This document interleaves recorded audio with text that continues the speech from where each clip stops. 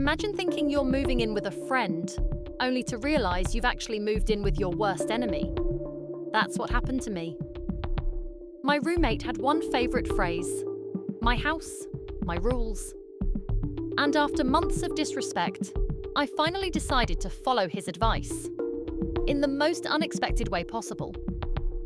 When I was finished, his smug little world collapsed, and the look on his face when I walked out.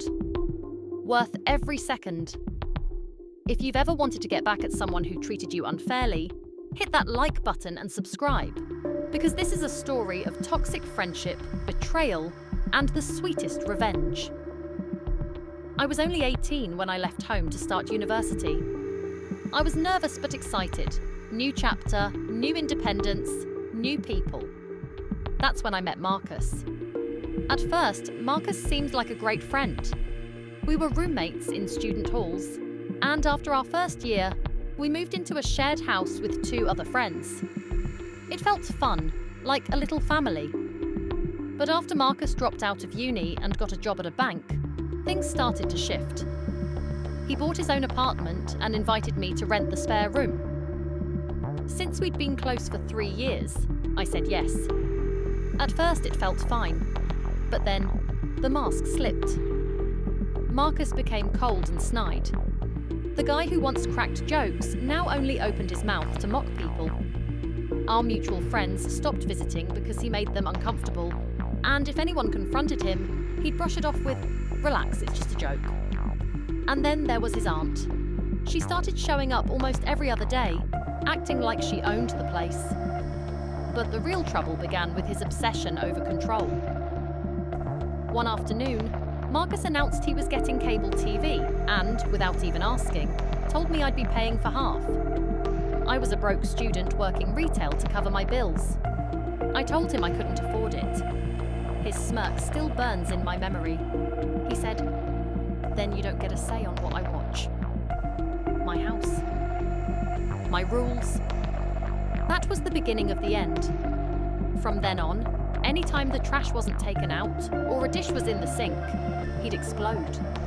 If I reminded him I'd done my share, he'd snap back, "If you don't like how I run things here, maybe you should move out." I was juggling full-time classes and 4 retail shifts a week, but he acted like I was lazy while he worked a real job. Every time I pushed back, it was the same line. My house. My rules. Don't like it? Leave, and eventually I realized maybe that's exactly what I should do. I pulled away completely. I stopped hanging out with him and kept to my room. The friendship was dead. Then a friend told me about someone needing a new roommate.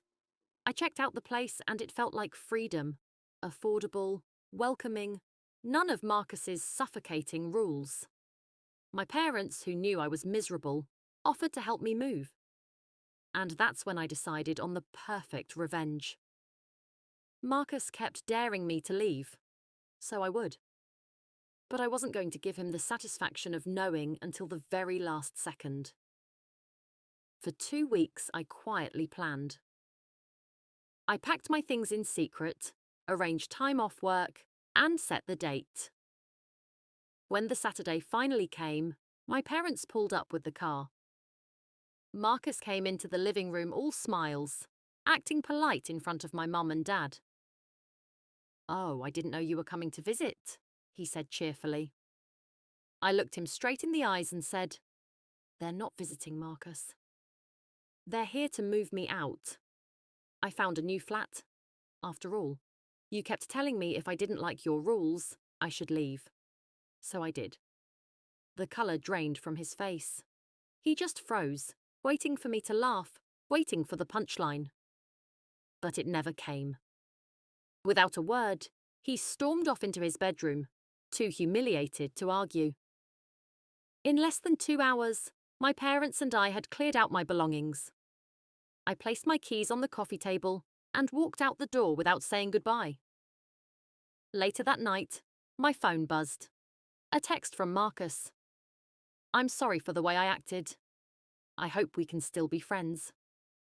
My reply was simple: H-A-H-A-H-A-H-A. That was the last time I ever spoke to him.